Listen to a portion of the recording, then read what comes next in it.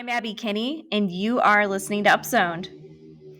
Hello, everyone. Welcome back to another episode of Upzoned, a show where we take a big story from the news each week that touches the Strong Towns conversation, and we upzone it. We talk about it in depth.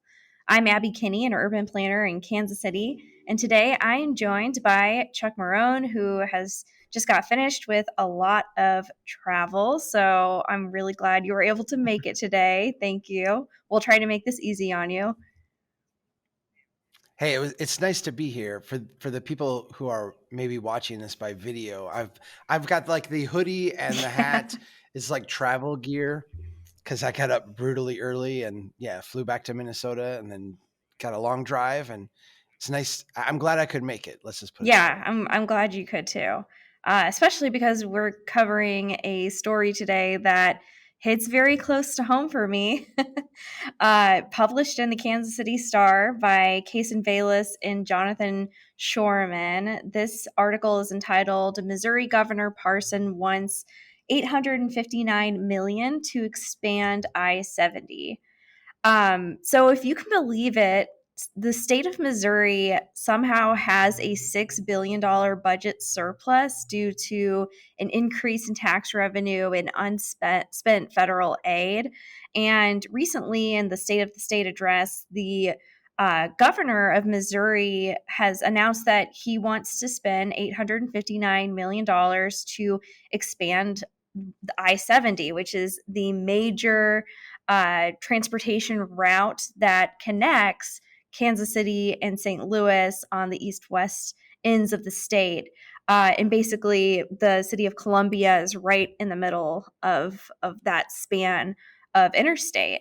So this would involve expanding that highway into from 2 lanes to 3 lanes in key areas, basically in the exurbs of Kansas City and St. Louis, and Kansas City, in the areas east of downtown, St. Louis in the areas west of downtown, and then in the suburban areas of Columbia. So basically, all the exurbs that experience congestion on this interstate. Um, there's been a ton of reaction to this story. It seems like a lot of people think that this is a bad idea, not even just from the Strong Towns perspective. It sounds like there's even Republicans that think this is fundamentally a bad idea. So I don't even think this is really a partisan issue, although I think a lot of people frame it that way. Um, Chuck, I mean, what do you think about this? Do you think that it's a good idea to add highway lanes on I-70? I mean, I run this, not run this. I drive this this route back and forth on a pretty regular basis. I'm from St. Louis. I travel home a lot. The congestion is rarely a problem, if noticeable. So to me, this is preposterous, really. But yeah, I'd like to get your thoughts on this. Is Missouri, are we just out of our minds Well, here? yeah. I mean, I, I feel like there's a whole transportation side of this. The thing that was interesting to me right off the bat was just the state finance budget surplus side Yes, of this. totally. I, you know, I so I was in the Army. I was in the National Guard. I did 2 summers of training, one in New Jersey and one at Fort Leonard Wood in Missouri. And as I was reading this article, I was thinking about my time at Fort Leonard Wood because in the Army, they paid you back when I was in it. This would have been like 91. They paid you monthly they gave you a check and you literally stood in line. They gave you your check and then you walked over to the next station and they cashed your check and gave you cash. And then if you wanted to, you could go to another station and change that cash into American Express certificates because you could mail those through the mail and they would be secure, unlike cash would be. And that's what I did. I mean, I sent 95% of my money home. I'm like, I got nothing to spend it on here that is going to be good for me. Like it's all out of here.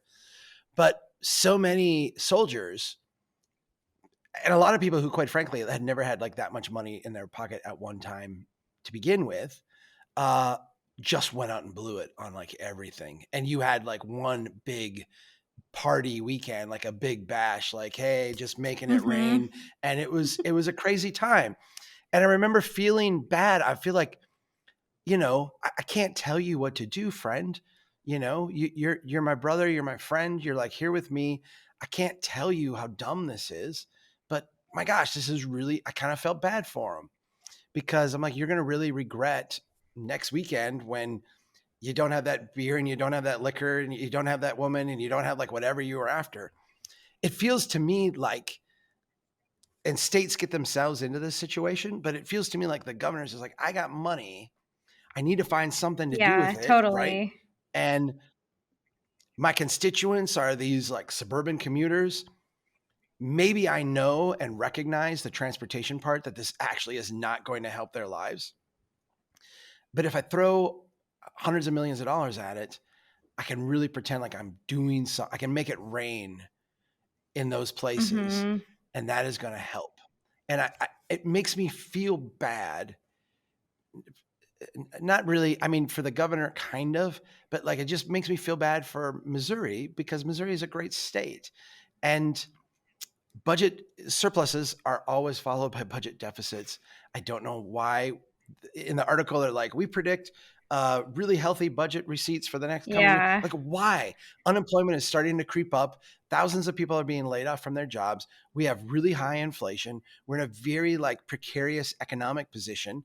And you have this momentary surplus, and your gut reaction is to go out and blow it on a project of, we haven't even talked about the benefits. I mean, I think we can talk about the transportation part, but it makes me sad that the reaction is that it feels a lot like the soldiers I was with in Missouri who were like, I got money in my pocket. It's got to go out the door. Yeah, it does feel like that a little bit. And, regardless of what the reality is about what will happen next year and the year after that and 10 years from now, to me, it seems that if we are in a position where we have a surplus for whatever reason, it, it's not very we're not being careful by blowing it on expanding our liabilities because infrastructure is fundamentally a liability.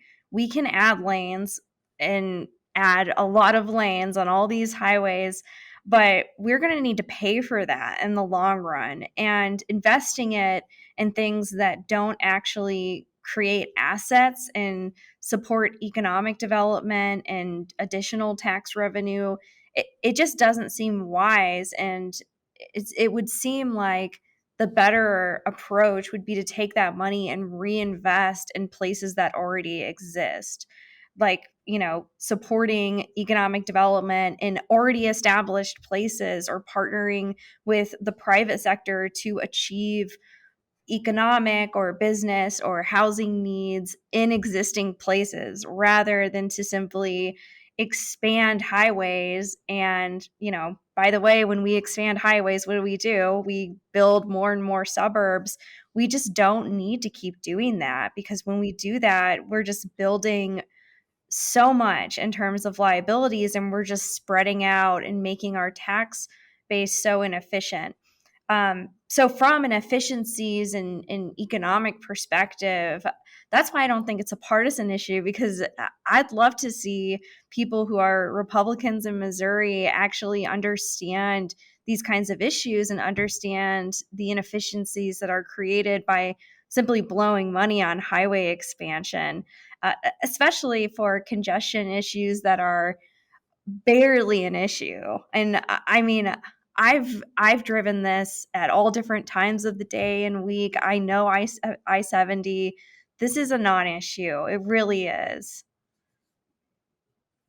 Well, I think there's a couple things to point out about Missouri in particular to contextualize this because it's been a few years now. I think it was like 5-6 years ago. Missouri was having this statewide discussion about raising the sales tax, raising and applying some of that to a transportation fund. There's a big list of projects that were put out. I don't have the most current numbers, but I know then, which was just a handful of years ago, Missouri was the highest number of lane miles per capita in the country. So per person, you have more highway liability, more stuff that you have to take care of than any place else in the U.S. And in doing that, you also have one of the largest backlogs of road maintenance in in the entire country. You have highways that are badly in need of repair that are not going to get repaired anytime soon. You have a high number of bridges. You're very high up on the list of bridges that are derelict and deficient and under capacity. And so there's this massive kind of backlog of just basic needs before you even start Yeah. expanding. I think it's important to the expansion. I think if we're going to steelman the argument for expanding is that the more capacity we add, there's the congestion side, which is really dumb. We can talk about that, but I feel like our listeners have heard that story A about, million times. Yeah. the yeah, a million times.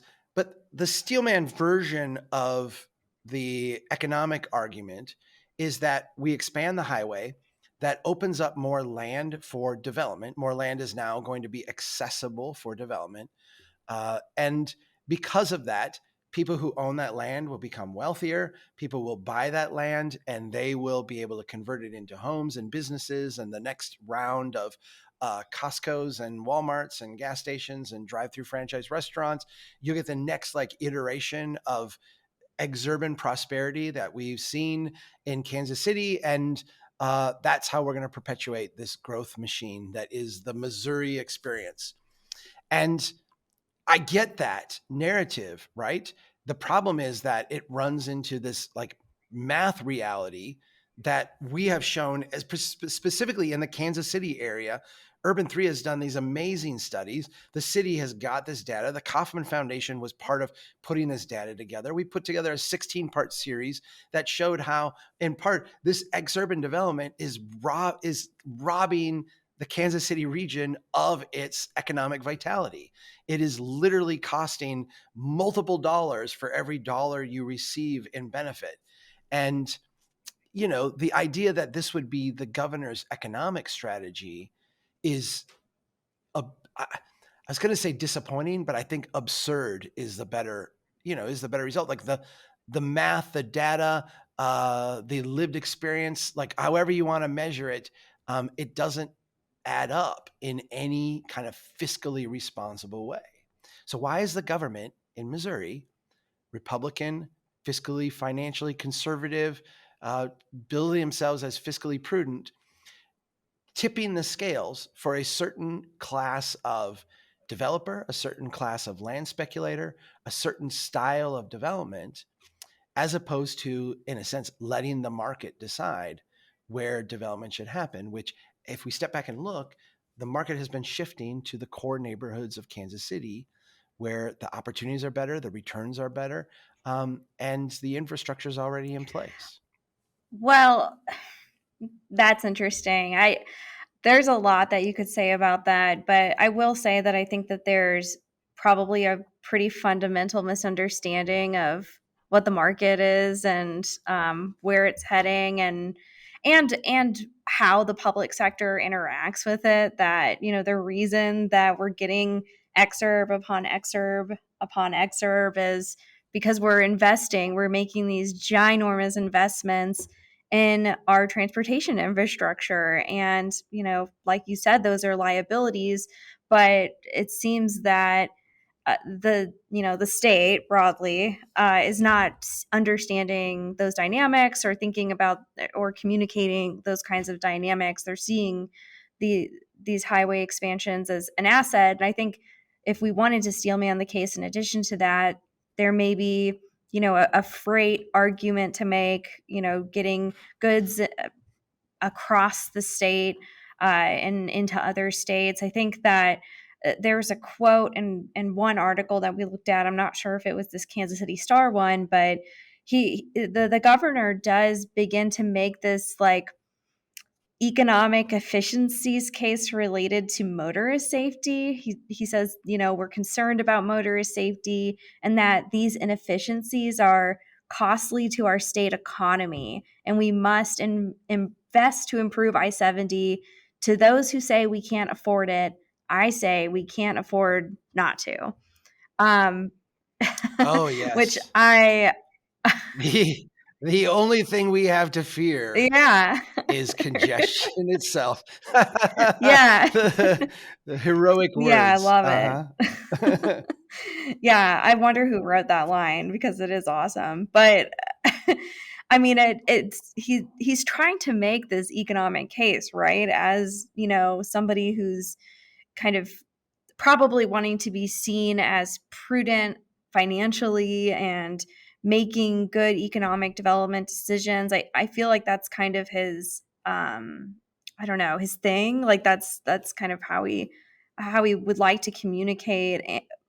There's this huge piece of the conversation that's missing from that. Instead, it's saying, motorist safety issues are inefficiencies that are creating problems to our economy and that we can't afford not to do this.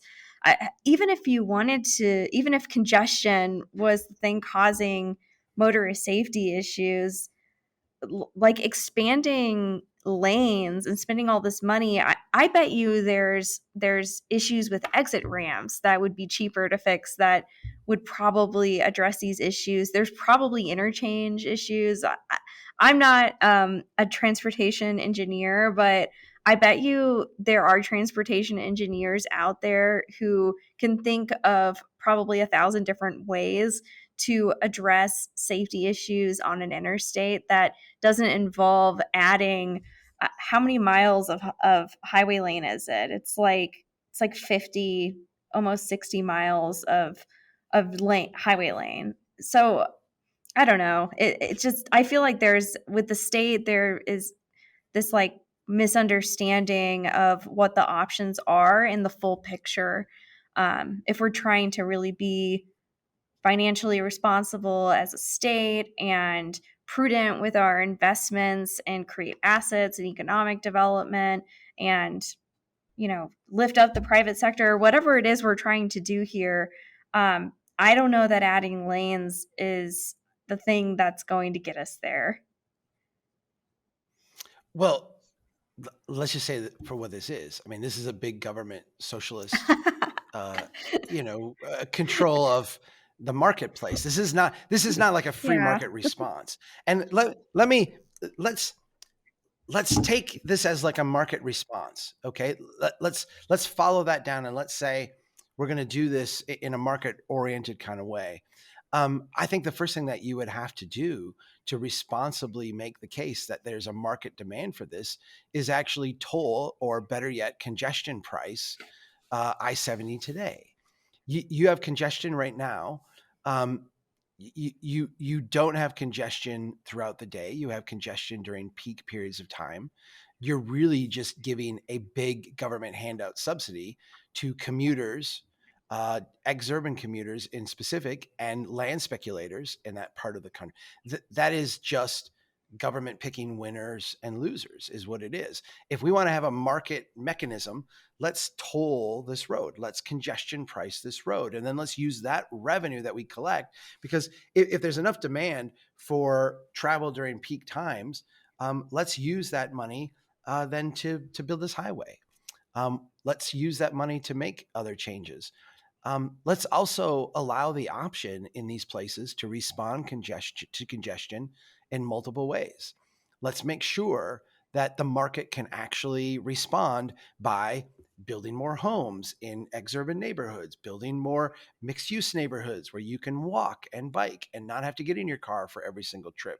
Let's make sure that that is an option that the marketplace can actually deliver if there's a demand for it. Right now, those options are largely off the table and incapable of being performed. So I'm all for taking like a market view here. I'm all for the free market response. But what we've done is we've said, in a very top-down, socialist, government-directed kind of way, we've said, this is what the market is. It is one thing. It is one-dimensional. These are the people who we want to win this market competition. This is the approach we want to win. And we are going to direct statewide government funds into this specific outcome so that we can see this specific thing happen. Anyone who does that, who calls themselves a free market person, is lying to Yeah. themselves. Yeah. I wish that there are so many other things I think that we could spend all of this money on. And I do want to ask you, Chuck, let's say that you are the governor of Missouri. What would you spend $6 billion on today? That's a fun question, because I would be a horrible governor of Missouri. um, because my gut inclination would be I would be probably a better king of Missouri than governor. Because governor, you have Yeah. to work within a political system, Yeah. right? And I would not be good at that because I am in some ways an idealist, right? Um, as king, I would communicate to the people of Missouri that while I appreciate this budget deficit, this is a great thing. We have recently in the past had or budget surplus. We've recently in the past had very large deficits, and we are certain in the future to also have very large deficits. Our economy is in flux. We're trying to figure out, what does deglobalization, even a modest deglobalization, look like? Um, the last thing I want to do is invest in a 1950s theory of Mhm. economy where we connect St. Louis to Kansas City and see all this growth. We did that. We got all the returns off that. Another lane is only marginally going to provide us anything. What I would be inclined to do is say to my subjects in Missouri, I'm going to save this money on your behalf. I'm going to set it aside. And if we have perpetual deficits year after year after year, I'm going to reduce our taxes. Like, I'm going to give this back to Yeah. you, because I'm certainly, the last thing I'm going to do is spend this on transportation. And if I'm forced to spend it, I want to spend it on neighborhoods. I want to spend it on places. I want to spend it on shoring up our existing systems, because quite frankly, we're a state with the most number of roads per capita. We have a huge backlog. I'm going to put our money into maintaining stuff, into making better use of what we have, because clearly we're not making very good use of it if we have the most per capita and we still have massive congestion and economic problems and what have you. And I am going to, make sure that people in Missouri have options in a marketplace to respond to congestion, respond to employment difficulties, respond to family needs beyond having to own two cars and spend hours each day stuck in traffic. And those options will look a lot like having a neighborhood to live in, having those kind of things available to you in ways that they aren't today. That's what I would do. And then there would be a riot, and they would burn down my castle or whatever I lived in, and I would have to flee to Iowa or something like that. I would seek asylum in You Minnesota. know what? But maybe not. I mean, if you said, "Hey, Maybe I'm not. creating a decentralized grant program for neighborhoods to improve themselves," and you can invest it in Yeah. your parks, you can invest it in economic development, you could invest it in putting trash cans out and paying somebody to, you know, put trash bags in them and take them out. Let neighborhoods and communities decide how to improve themselves and what they need. I mean, $6 billion could Yeah. go a long way and be so much more impactful than adding a lane of interstate in the exurbs of Columbia, St. Louis, and Kansas City. There's just so many more things that could happen here. So, if you were king, I don't think you would And have a riot on your hands. I think people would be pretty happy about that. I would. I tell you what I would do right now tomorrow on I-70 throughout the entire thing. I would do a revenue neutral congestion pricing approach. And I would say to everyone within like the commuter shed of I-70, we are going to congestion price this thing, and all the money we collect, we are going to give back, distributed to the people who are driving this Hmm. route. And so if you choose to drive during a high congested period of time, you're probably going to spend more than what we're going to give back to you. if you choose to not drive during a high congested period of time, you're probably going to get more money back than what you're going to That's spend. interesting. And let's see how that works. Let's see how that works for the next 5 years. We're not trying to fleece you. We're not trying to make money, because I'm sensitive to the red state argument of, each new tax we put on is just a forever tax. It's the government trying to grow bigger and da da da. Okay, fine. I don't want to have that debate. It's revenue neutral. We're not trying to raise money. I just want to actually figure out and use the market to figure out what is the actual demand on this roadway. Because the reality is, if the government is paying for capacity, and recognize what the government is paying for, the government is paying to enhance the landowners and the speculators who will develop the land that's now accessible when it wasn't before. Yeah. So if that is really, really necessary and really needed, I want to set up a program, a system that reveals that to me by people's willingness to pay to be in high congestion. And we're not going to make money off of it. We're just going to set it up and let it run. And then people can, through their own choices, decide when you drive, how much you pay, that kind of thing. You see what I'm saying? Totally see what you're saying. That's a fun idea. And that's crazy. Like, people won't do it, right? Like that would be nuts. Fine. All right. But I mean, it is no one who thinks about this to any degree can seriously say that there is demand for any time you have the government subsidize something endlessly. There's an endless amount of demand for it. There's an infinite demand. Like, we cannot possibly end the amount of demand. If you and I stand on the corner, and this is like the classic economics thing, and we give away free hamburgers, there will be an unlimited line for hamburgers. Like, we will never be able to give enough away to fill the demand, right? That's just the way this is the way humans are. It's the way economics works. People even hoard. Like, I will just go and get extra hamburgers I don't need because they're free. Right. Yeah. I will drive around. If there's lots of capacity on the roadway, I will just take any trip that comes to mind. I want to go get bowl ice cream from Dairy Queen up the road. Why not? There's like no cost congestion wise to doing this. We devalue so many things, and we induce such a ridiculous development pattern out of it that ends up in a decade or two having people stuck in places that financially have very little future, and also come at this exorbitant cost to them in terms of their time, their health, their livelihood, their options, their prosperity.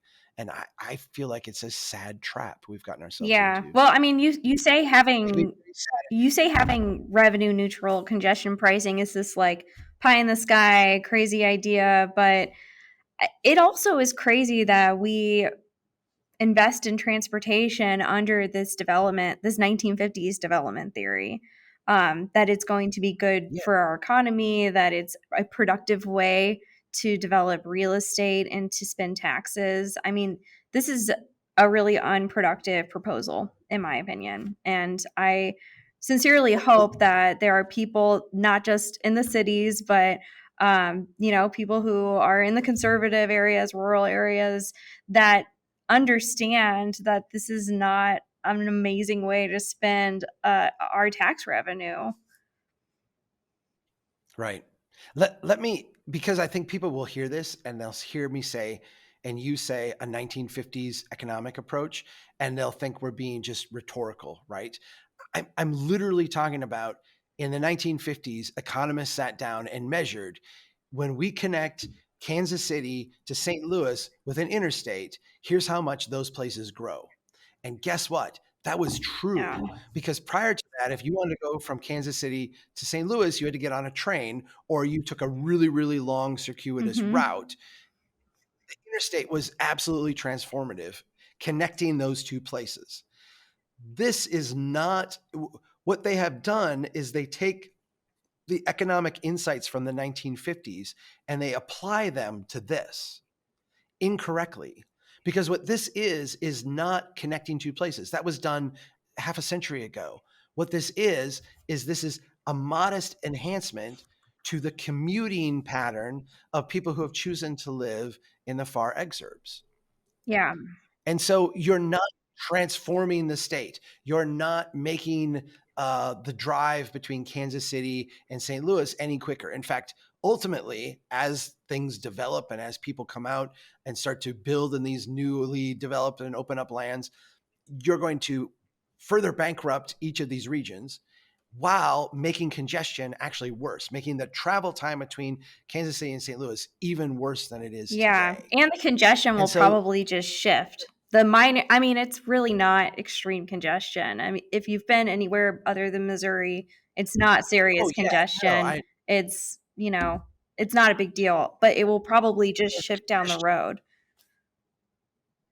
yes, I feel like oftentimes when people in heartland places, particularly Omaha, Kansas City, even Minneapolis to a degree, talk about congestion. Um, we need to like bring them out to California once, or bring them to Chicago once, or at Atlanta, and have them experience Yeah, like it's this bad. is what congestion. Yeah, and like what you have is not congestion. What you have is everybody choosing to drive within a 90-minute window one direction, and then within a 90-minute window the other direction. That's not Yeah. congestion. That It is is it's something very easily avoidable. It really actually is easily avoidable if you just go at a different time. yes. Yes. And so I feel like, this is, yeah. When people say 1950s, when we say 1950s, we're literally talking about the economic model that is used internal to the DOT to justify these spending Mm, decisions. And that is a model that needs to go away. It is decades outdated, and it needs to be updated with a more modern model of yeah. economy. When we spend $1 on this type of stuff, we do not make back $1. We do not make back two, three, four, five, like their models suggest. When we spend $1 on this, we lose multiple dollars Mhm. as an overall economy. Yeah.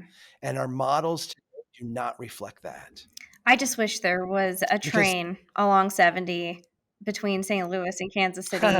Of course, that would probably cost a lot more than what's being proposed here and would likely not happen. But if you wanted to connect the cities, a high-speed train would be a much better way to do it.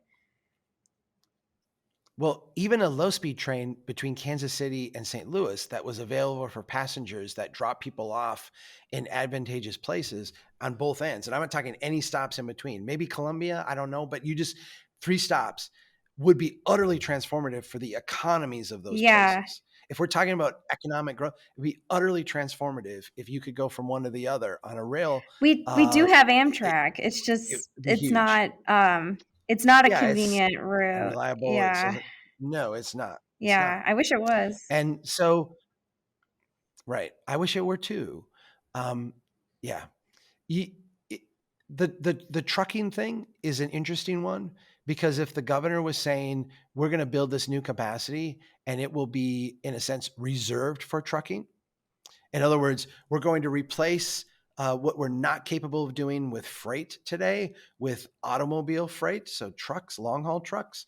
I would say, A, why are you investing in an old model? Trucking, we're having trouble getting people to go in, young people to go into trucking, because they recognize this is a career with no future, right? This is a career that is not going to be around a decade, 2 decades from now for sure. Um, Trucks are going to drive things overnight on freeways and just show up in the morning where they're supposed to be. There's a big shift to railroad because it's way more efficient. The idea that we're going to be doing this for trucks is silly. But if we were, like, if trucking is like the real impetus for this, then make it a dedicated truck lane. Like, just set the lanes aside and make them for through Mm, traffic. This is not. This is about exurban land yeah. speculation. And that should disgust Yeah. everybody. Yeah, for sure. Well, we'll leave it there. We'll see what happens in the great state of Missouri. Uh, hopefully, we get more information soon. But before we finish today, it is time for the Down Zone, which is part of the show where we can share anything that we have been reading, watching, listening to, anything that's been taking of our time these days. So, Chuck, what have you been up to? I don't remember what I said last time. if I brought up the Doomsday Calculation book or not? Does that ring a bell? I don't No? know. Okay, cool. It's been a Because I've while. been reading, I've been having this. It Yeah. has been a while. I've been having this as like my nighttime reading for a while. So right before I go to bed, I sit and read for maybe 20 minutes or half hour. And this book has been enthralling. It's called The Doomsday Calculation. It is by William Poundstone. It is an exploration of Bayesian economic or Bayesian statistics. And you utilize Bayesian statistics when you don't have a complete data set. When is the human race going to end? We don't really know exactly when it began. We kind of have some projections. We certainly don't know when it's going to end. So to predict that, there's a certain statistical rigor that we use to do. And it's a fascinating look at a part of statistics that is, I think, really applicable, very interesting, hard to disprove, but hard to also affirm in a way that makes you really Hmm. confident. But when you look at it, you're also left with the stunning reality of these calculations that, the human race is going to end in a couple hundred years to, 500,000 years. Bayesian statistics always gives a window because you always should when you're making a future projection. But the book is stunning. It's really stunning. Let me give you one Yeah. insight. Let's say that the human race is split into 4 buses. You've got 4 busloads of humans. This is not from the book. This is my Okay. interpretation. So if you've read the book and like Chuck is an idiot, okay, maybe, but this is how I've taken it. If I asked you what bus are you on, you would say, well, I have a 25% chance of being on any one of those buses, Okay. right? If you put a human race on these buses, we'd be on one. And I mean humans throughout history.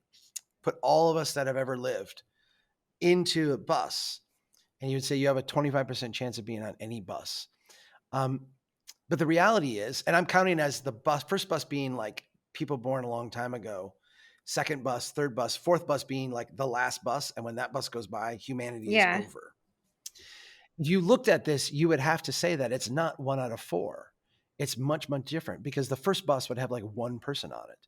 The second bus would have like 10 people on it. The third bus would have like 100 people on it. And the fourth bus would have like 10,000 Hmm. people on it. So the reality is that because of growth in human population, you are more likely, any single person is more likely, who's pondering this, is more likely to be alive closer to the end than the Hmm. beginning. So that would And if you imply that the recognize, end it falls quickly.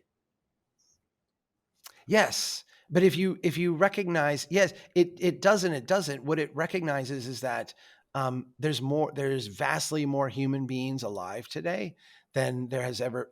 I think there's more human beings alive today than there were in like cumulative, uh, 200 million years of Yeah. prehistory, Yeah.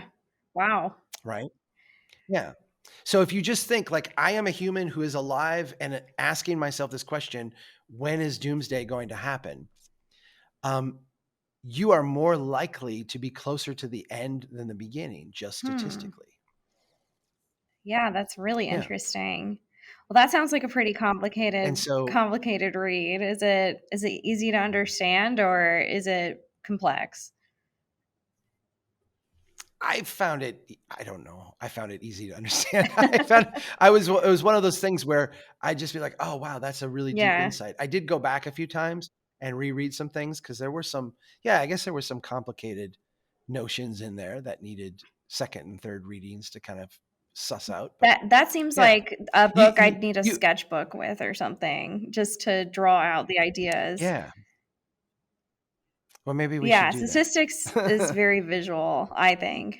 I mean, that's how I understood math when I was learning it. So it's best if it's visual. Well, the subtitle for this book is How an Equation That Predicts the Future is Transforming Everything We Know About Life and the Hmm. Universe. And I think it lived up to that That's subtitle. great. So it's That's very good. awesome. Well, so I didn't talk to you last week. I had Daniel on the show, And I was telling him that I had plans to go to the zoo because we have a brand new baby Eastern black rhino that I really wanted to see. Ooh, Wanted to give an update on yeah. that. I wasn't able to see the baby rhino. They're not letting people see it until I think the late spring or summer. So I'll be back. Also, didn't see a lot of, I wanted to see hippos really badly. Um, Surprised Mhm. that the Africa exhibit is not really open in the middle of winter. Too cold? Yeah, Africa is Yeah. actually a lot warmer than Missouri is. Mhm. So, super What do you know? surprised. Yeah, yeah, I was beside myself. So I saw several animals, but I'll be coming back when it's a little bit warmer outside. The Kansas City Zoo is actually really cool. I had never been to it, and it's actually like Oh, got me really? on a kick. I want to go to the St. Louis Zoo this summer too.